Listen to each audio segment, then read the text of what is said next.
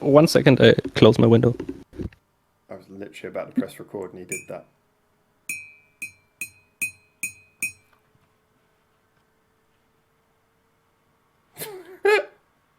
So, Hi there. funny. I literally pressed record and you just put down your headphones and left. I was like, God damn. Oh, I'm sorry. I just had to close my window. Hey, what up? Hi everyone, welcome back to Here's to This. You can edit that out if you want. I can. But okay, so yeah, we wanted to talk about something interesting today. Again, this comes back to today. My big exciting news is that SIREN came back today on the day of recording from their long hiatus, and this brought up conversation already. I can see coming up in the comments of that video, people are talking about other bands who've been on hiatus, and hiatuses are a big thing. But it made me think more of what that's symptomatic of, which is that bands going through their careers, one of the things that always occurred to me is that obviously as bands keep going, if they get a lot of popular songs, especially early on in their career, which would fuel them to run long, they have to remember that every single time they play live, unless they're always churning out hits, they're always going to be asked to play that song you've played 10,000 times before. And also with bands like SIREN, where a lot of their image was the sort of youthful cuteness, now they're sort of in their 30s, they only took a couple of years off, but you can tell that in a way they want to be a little bit mature. And I love the way they've balanced it. They've talked about coming back and still believing in, being a youthful, fun band. But it is interesting how bands wrestle with growing older. And of course, we had Scandal hitting 17 years with the same lineup recently. But bands breaking up and going on hiatus all the time. So there's a lot to talk about this one. So I'm interested, Benedict, any initial thoughts before we dive into this? Yeah, I mean, immediately they got reminded of BabyMetal, of course. Because, also how you said they were, I haven't actually heard Scandal yet, so I cannot comment on that. But as you described it, they were like more kawaii or like young kawaii type, and now they are like in their mid 30s, and like BabyMetal also kind of grew out of that. I mean, they are not children anymore. It's very deny that. Metal, yeah. I don't think I'd say Scandal necessarily. Oh, my light just fell. Who cares? Whoa.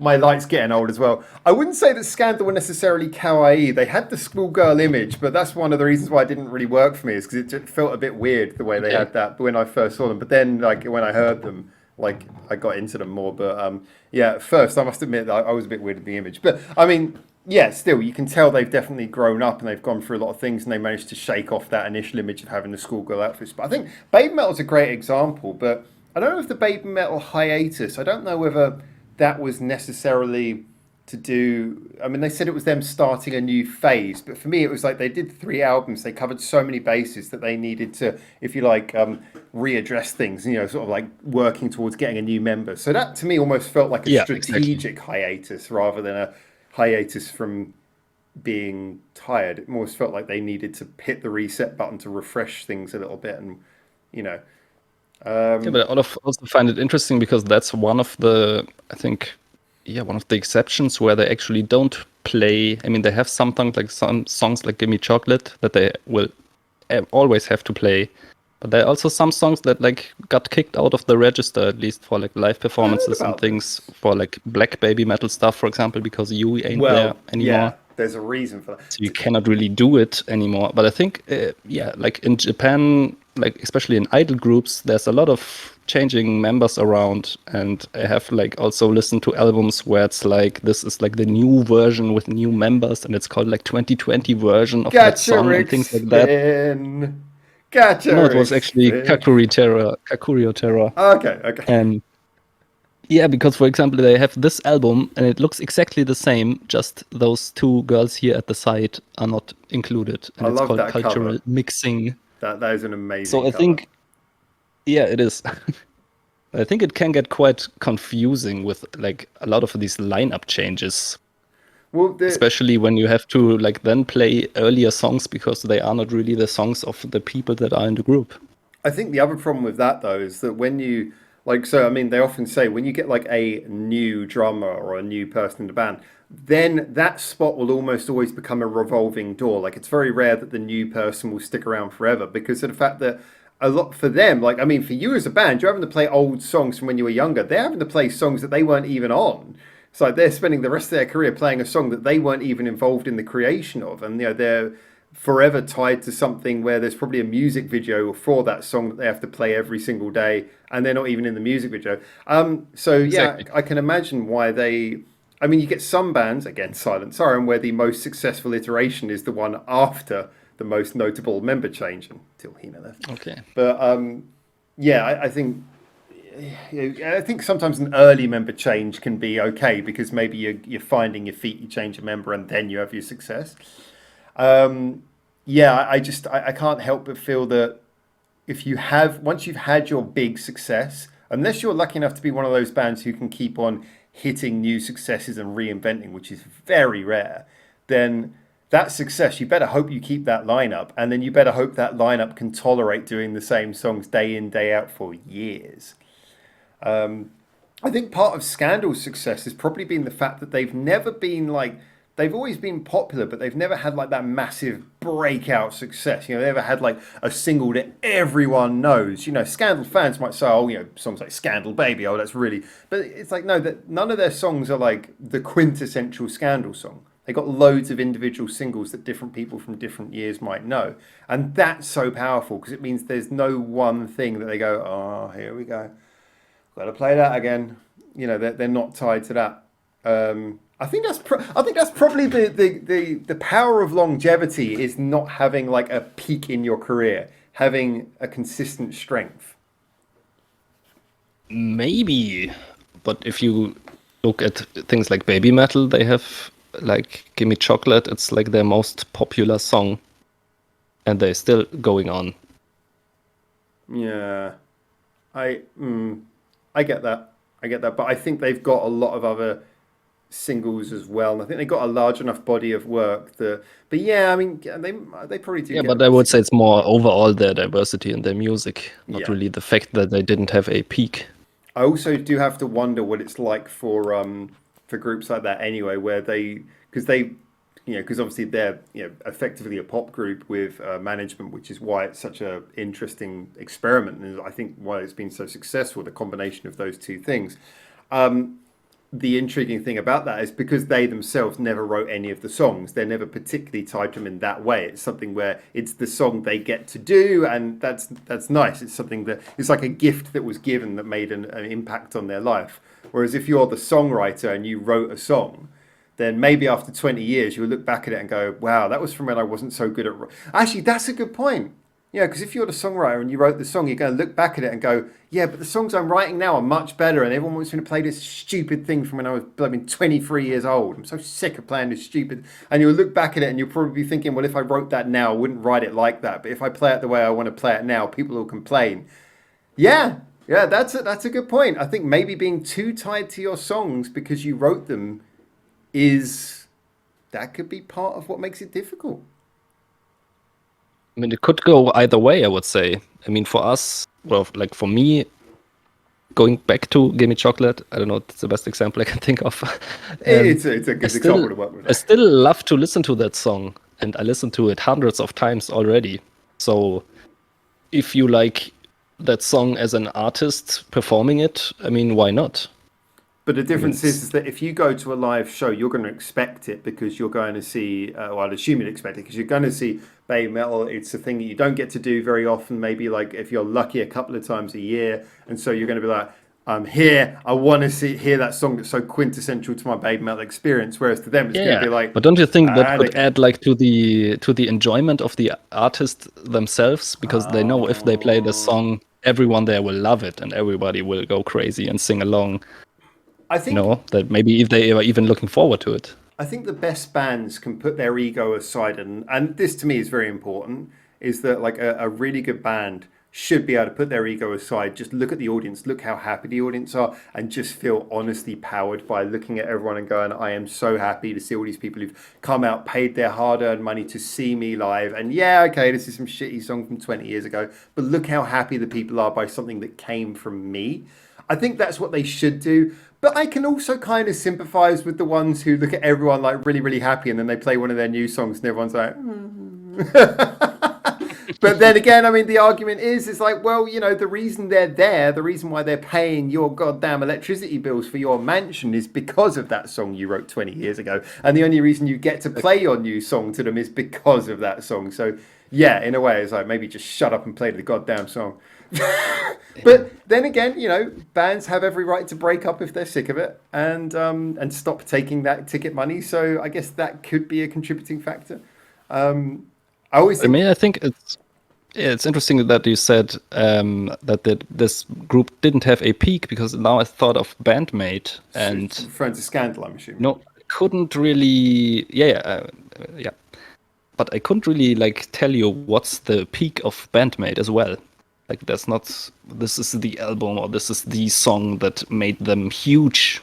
Well, interestingly enough, I mean, the one that changed their career is Thrill, and to the best of my knowledge, I've never heard them play it live, and as far as I'm aware, they next to never do, because obviously they didn't write Thrill. It was written for them, and it was the one that kind of woke them up to the sound that they wanted to do, and then very shortly after they started writing their own songs, and then within like an album or two, they were writing all their songs.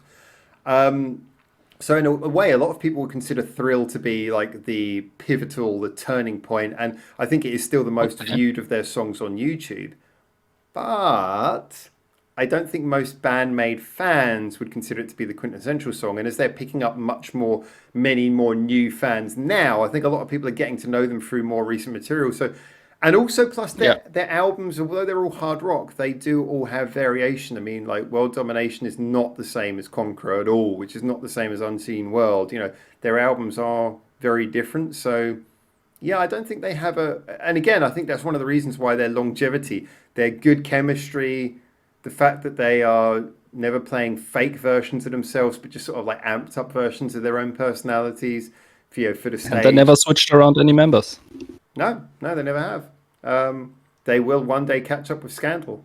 And until Scandal break up, Scandal will always hold that award. But I honestly don't see, I said this before, I do not see Band-Maid likely to break up. You never know, but I think they're one of those bands who everything is in the right place, that they should stand the test of time.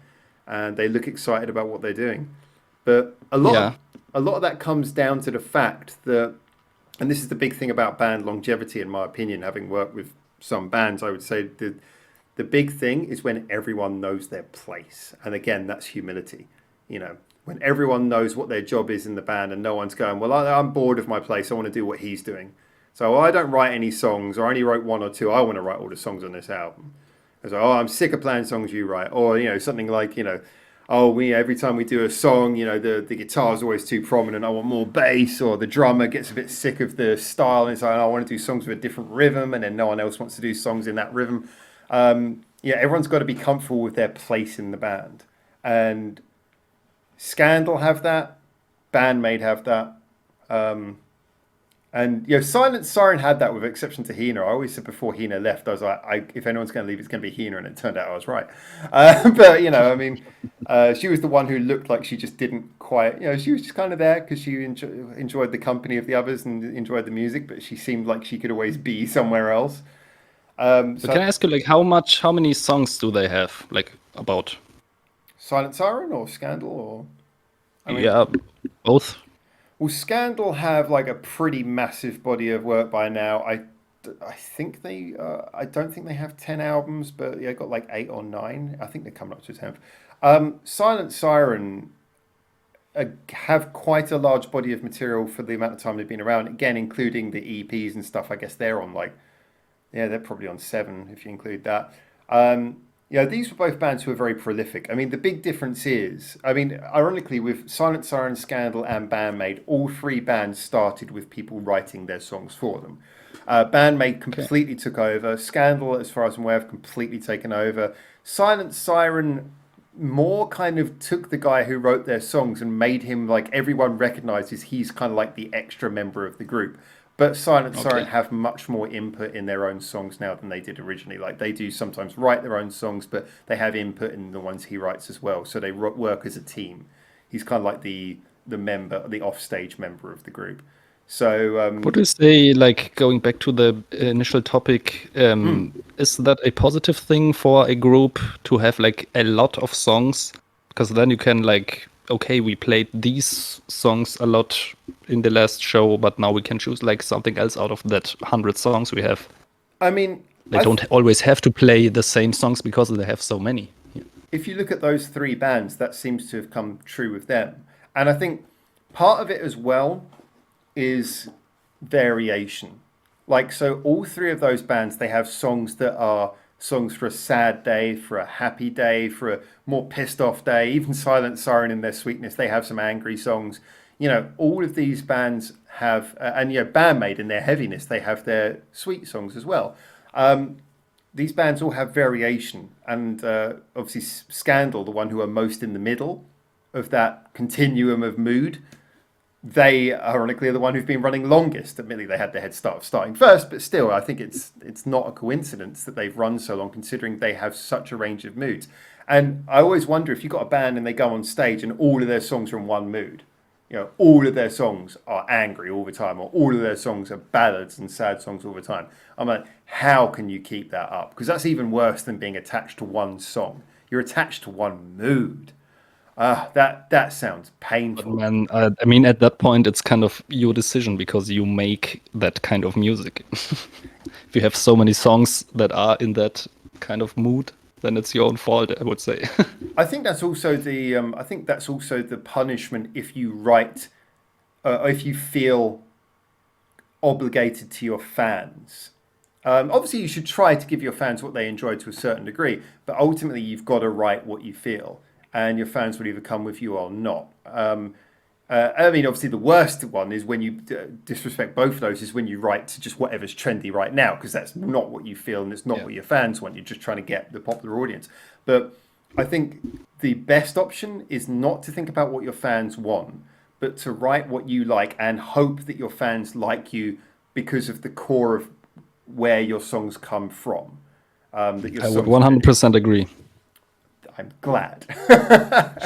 If you try to copy Because I think that's hits, a lot of that's it sounds disingenuous. yeah, but I think that's exactly the reason why a lot of music sounds like not really interesting anymore. A lot of the popular mainstream music because they just fall in, their goal isn't to make music that they want. Their goal is to make music that makes a lot of money and gets popular. I did a video about the concept of selling out, which is a term I don't like, but I do accept that there is a certain degree where writers focus on writing a genuine song. Yeah, I think that gets used way too much. Like a group is kind of doing a new style, and then a lot of the older fans that don't like it will say, "Oh, they sold out because it's more accessible or something." But it's not. I think the term gets overused. Really selling out, it's something else. And you can get bands who just hear like what the pop sound is at the moment, if there is a pop trend, which again, like we were saying on the previous video, is more the case in the West. But if there's a pop trend that comes about that they like, they might just like it and they might want to do it, not because they're selling out, but because they're like, wow, that's really cool. I wouldn't mind writing like that. Yeah, that's true. And it might fail for them, but you know, their heart might be in the right place, or it might work for them. And then they might do it more. I feel like with good music, you can always feel like there's a certain identity that comes from the artist, and and a lot of that mainstream music that's not there. Yeah, I 100% agree. I think it's really nice. Probably also because a lot of those don't write their music themselves. Yeah, I think so. When you hear a band, I think the best thing is a band who constantly change style, but it always feels like that band. And it's like they've gone through so many styles, but you can still say, that they still feel like them because there's this underlying approach that I often said, like, the example I use is not a Japanese band, but I grew up with Blur, and I remember hearing like Blur songs on the radio, but I didn't know it was Blur. And the very first time I ever had a Blur CD was when they had their best of came out. So, woohoo, right? Well, no, actually, for me, I had heard that, but that's the group, right? Yeah, that's the group. Yeah. And that was not the most focused. I'd grown up during the Britpop years and hearing like things like Country House and Parklife, and I did not know it was the same band. And then I bought this best of because I recognized a couple of songs. I was like, oh, that's cool. And I listened to it. I was like, every single song. I was like, oh my God, no, how is that the same band? Holy shit. And like all these songs are coming out. And admittedly, they got Coffee and TV, Graham sings and things like that. And Parklife, they've got Phil Daniels in it. But I mean, the fact it was the same band blew my mind. But then when I listened back to it, I was like, started realizing, yeah, yeah, I can see now why this is the same band. You wouldn't guess it, but you can see it. And for me, they were always an example of a band who, yeah, you get why all their songs are good, even though they're so wildly different. You know, you mentioned about the Woohoo song too, you got that. And then, you know, really poppy songs. The Universal's like a pretty much a jazz classical song. Um, well, to the end more. Yeah, anyway. But yeah, to me, that's what I want to hear from bands. And I think Japanese bands tend to be able to do that. Otsukarai as a singer-songwriter, I I keep on would say mentioning him. like a lot of things you said apply to BabyMetal. That's interesting. Yeah, I agree. But okay, so how do you feel considering that Babe Metal, obviously, the ethos is more of a prescribed thing because they don't have like one writer who writes everything. They have staff writing. So it's not that they have one writer whose soul comes out through every song. Sorry to use a religious term. It's not that. It's more the fact that they have an ethos and their producers or the people in charge make sure that they stick to this ethos of what baby metal should be. Yeah. That's an interesting approach to it. That's kind of like more controlling the outcome than necessarily. To me, that's a group that I would also say a lot of their songs sound completely different to each other, but still I can absolutely say this is BabyMetal. I love the Awadama Fever. You can put that alongside of Tales of the Destinies, and it's like that is the same group. That is the same group. I adore that. And although all the stuff they do in metal is metal, they've explored so much of that. You know, first album was a bit of a cheeky gimmick, but such a beautiful one. J-pop meets heavy sounds. Second one was exploring the experimentations of writing within metal, and the third one was experimenting with the production of metal, which is Yeah, and why all those. the different influences from other countries and stuff. Yeah, exactly. I mean, it was like a trilogy of albums that beautifully covered three very different things. That's why I'm really interested to see like where they will go with the next album. Like, will it go back to the more, yeah, like the more fun side from the earlier stages, or will it be something completely new? Well, this is the interesting thing, isn't it? Because we're talking, I mean, looking at the topic of this video, we're talking about being excited about their new album, which says it all. I mean, obviously, they have the luxury of having a new member in there, which obviously adds a refreshing feeling anyway. But there's still Babe Metal, but the Babe Metal thesis still remains. And I think because it could be any one of those things. I mean, if I was to guess off the top of my head, I think we're going to get more of that clean style production we heard on the other one and Metal Galaxy, but mixed with a fun sense that is probably going to be more reminiscent of the original self-entitled album and Metal Resistance. Like, but how do you come to the conclusion? Like through Metally? Partly, but I mean, the production, it seems to me like they're really settled in with this production style because it just seems to be something that they're into. So I don't think that's going to suddenly change. But writing wise, I think it's because this is going back to having a three piece. I think on some level, although they're not known for exactly responding to fan requests, I think they are aware that people want that balanced group feeling back and a little bit less of the it's just the Sue show. So I think they're going to, in some way, pay at least lip service to that. I mean, it was interesting that Momoko's part on Metari really gave the impression of them wanting to find some interesting way of putting her in. It's not Black Babe Metal, but it's something new. I mean, if she has kabuki parts in every song, sign me up. I'm all right with that. Yeah, sure. Why not? I don't know how it would work, but it certainly is something that I'm willing to see them try. So I get the feeling that I can't help but feel it's going to, well, it better open the door to experimentation because if they have this wonderful opportunity and then they deliver a cookie cutter album, I'd be extremely disappointed. But yeah, I think we're excited because we Like, can what see that would even be a cookie cutter BabyMetal album? um, oh, we're It's gonna hard to say, I would say, we're because gonna it's so. we're gonna disagree really hard on this one. So I'm going to preface this by saying I know what your face is going to do. If it hadn't been for the three albums that came before it, I would have said the other one would have been a cookie cutter Baby Metal album. But because of the fact that to me it felt like the hiatus was there, it felt like a reason. Because I mean, for me, the other one didn't do anything we hadn't heard from Baby Metal before. It felt more like a reassurance of we're back, we know what we are, we're going to center our sound. If they did that again, though, I'd be like, no, no, no, no, no, no, no, no, no, no. We're not here to hear you do the same thing again. It's like the whole idea, the whole thing that makes BabyMetal exciting is that you don't know what to expect.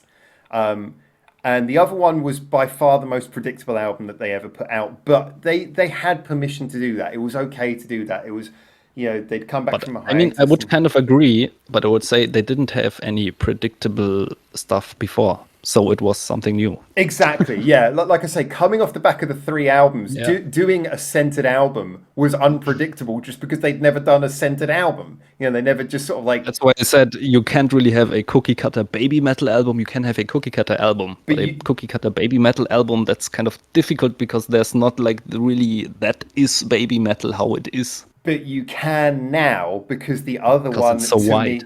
To me, the other one cemented a core sound. Like where they didn't have one before. I wouldn't say the other one cemented. Well, okay, yeah. I mean, it could still be varied. I mean, let's I face mean, it. it's even supposed to be a experimental or like what's it called? Yeah, a concept album. Concept album. Yeah. Look, in the same way that Amuse, I think the next one will sound quite different again. In the same way that Amuse refused to refer to the other one as an album, I think it's an album. I refuse to refer to it as a concept. It's like, yeah, lyrically maybe, but this is like the opposite of a concept album. And I have no problem with that. I just felt like their marketing it as a concept album was perhaps setting us up with false expectation. For me, it was a series of bangers. That's not a concept album. It was just a series of BabyMetal bangers. I actually think I wouldn't say it's not a concept album. I would say the concept, it's there. It's kind of, to me, I think it depends on how you interpret that. Well, but to me, there is a concept there, a certain vibe, a certain mood that goes through all of the songs. I would say even a lot more consistent than in their later albums. That's the problem. That's the problem because their concept is BabyMetal in different universes. So in other words, this should be a complete and utter, let's have all the most bizarre takes on what BabyMetal could be. So I guess my thing is more like Metal Galaxy was something like that. Yeah. Or at least it sounds more like that. If they told me that was the concept behind Metal Galaxy, I would have been able to take that. I guess that's the thing. Okay, maybe you're saying it's not a concept album, maybe isn't fair, but the concept that they've proposed is not the one that they delivered musically. Maybe lyrically, but not musically. Yeah, maybe that I can agree on. But yeah, I mean, it comes back to that point though, that bands are exciting if I guess that's the point though, isn't it? We are hoping that BabyMetal give us something unexpected. And I guess a lot of it comes down to your fans. If you know your fans want you to surprise them. Your career is nothing but a succession of opportunities to have fun. Whereas if you know your fans want you to give them what you did 20 years ago over and over again, which is a casket you could make for yourself by writing too much to a stereotype, pigeonholing your own sound. If you do that, then your career is a succession of boring, being pushed back in your hole. It's like, no, we didn't want that. Go back to what you do. Go back to what we liked you doing. So I think you've got to set. I think you will always have that to some degree because there will always be the old fans who like the older stuff more. So I guess you've got to set the tone early. You've got to be from the get-go. You've got to avoid writing too many songs that sound the same. You just have to ignore the people who don't want the sound to evolve. Yeah. And so a part of it's going to come down to your attitude and part of it's going to come down to your writing ability. Do you innately have the ability to write variation? Because you've got to have that from the start and you've got to keep that fresh. Yeah, I think. And also to your audience, like how open is your audience to change? I guess they will be if you set the groundwork early on. It's like, yeah, we don't have many songs that sound the same as each other. But they're all written honestly. Like you were saying, they all come from the heart. You can tell they're all our songs. Then you set that groundwork early on that you're not going to be delivering expectation. You're going to be just if you like the way I write, you like the way I write. So yeah, a bit of confidence as well. All right, there you go. There's our prescription for how a band can last the test of time. You've got to get started early on your variation. Got to make sure all the members are happy with the way the band works. You've got to write from the heart, never write to a prescription. and you got to make sure that you just keep on, keep on keeping people surprised, and make sure that you play to the fans who want to be surprised rather than want you to repeat your greatest hits. Do you like that prescription? Is that a good prescription? Well, I think in some parts I wouldn't agree, because we kind of, thinking of Band-Maid, I mean, they have like, I'm just right now listening to their first album, and I think it has a very like different vibe, and all of their albums have a certain vibe that they are sticking in. And also I think like the more they progressed and also then progressed into their own music, the better it got. So I wouldn't say they had the most diversity in the beginning. They actually have it like at the end. Well, I mean, the thing is that, I mean, they were even thinking of breaking it up before Thrill came out, weren't they? And so it's like, I think ever since they really hit the ground of like, oh, this is actually going to work, and when they took over responsibility, and I think it helped as well that a lot of fans kind of realized when they took over their writing, it almost reset fan expectations. But then, just Bring It is like a really, is kind of a varied album to begin with. And World Domination, not so much, but World Domination, although it's much more written to a style, and it was recorded and written very quickly, it is at least variation from just Bring It before it. So the two albums are varied. So you got the first album they wrote has a fair degree of variation in it. Then the second album they wrote is at least varied from the first one. Then Conqueror is like full of variation and again varies from the previous one. So although it's not overly berserk, it is certainly, they certainly never felt like they were standing still too long. And I guess it also helps that Japanese bands tend to like machine gun out albums at a ridiculously fast rate as well. That probably helps. So by the time you've told your friends and your friends are into the band, they're probably onto their second album already anyway. So Do you think you can have too many songs? Like imagine they put out another 5 albums and they are, I don't know, at like 150 songs. Can it be like too much that you then play a show and a lot of people will say, oh, they didn't play my favorites, because it's just not possible, because there's so many favorites. Band-Maid, I mean, especially Band-Maid, which is a group that I would say doesn't really have a bad song. So there will be, it just depends on the person which song they like most. I very much think the Band-Maid are already there. Scandal are definitely already there as well. But the interesting thing is that I think most fans go to a Band-Maid show. Do you think it can be a negative? I think actually it can be the ultimate way of absolving yourself from the requirement to, it really means that you can have a set list one night and then a set list another night and literally not have the same song on either set list and yet both have happy fans. Because in a way, if your fans go there knowing you've got so many songs that are all popular, that they just do not know. They cannot expect any one song to definitely appear. I mean, some people would say like Choose Me is probably the song that you'd most expect to appear in every set list, but I'm pretty sure it doesn't appear in every set list. It appears in most of them, but not everyone. And as far as I'm aware, at least.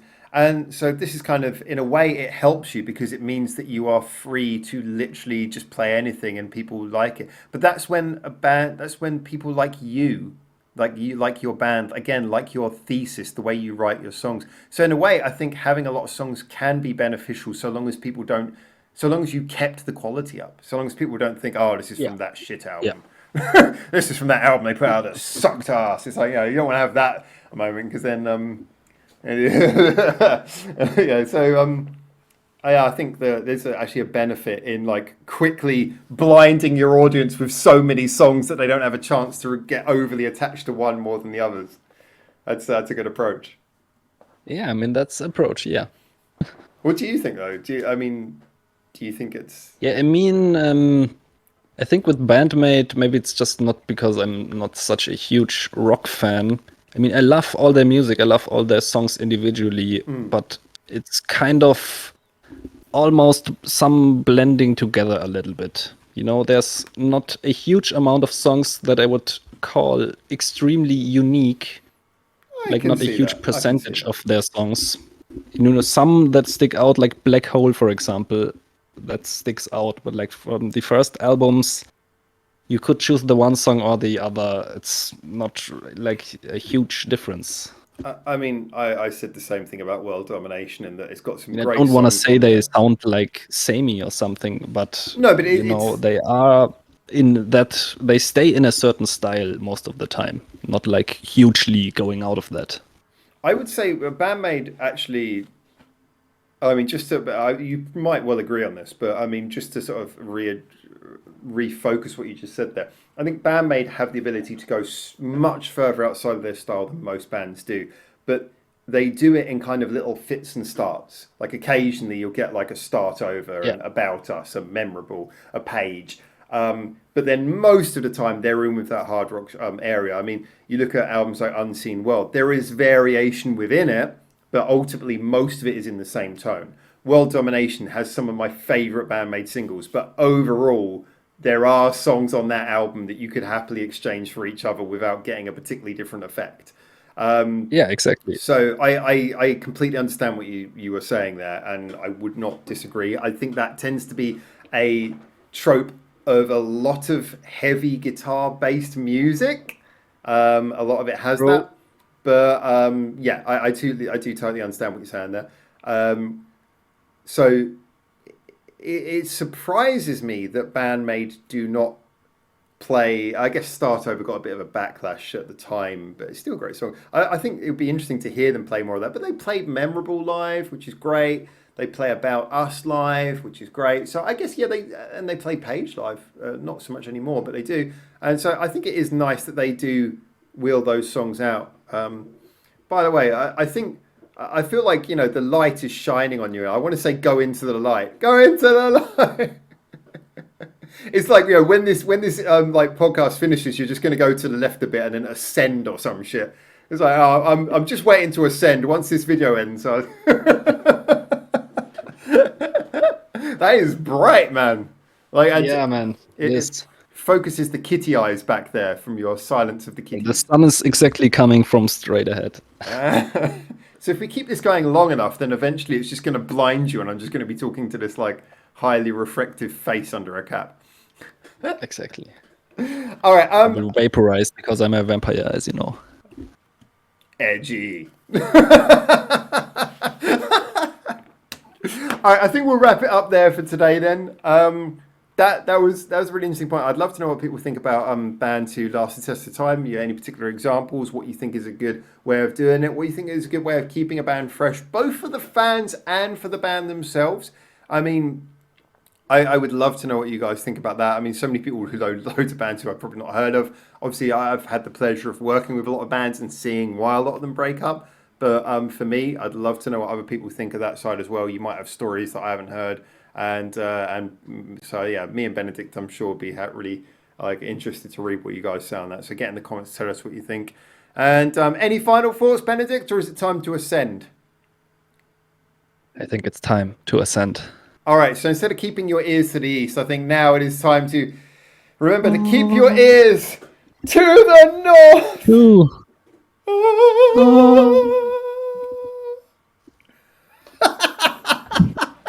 And now it's just me. Oh shit, he came back. Yeah. Heaven I'm back. rejected you. Heaven rejected you. It's the too many BabyMetal albums. Damn. All right, everyone, take care. Keep your ears to the east. Right.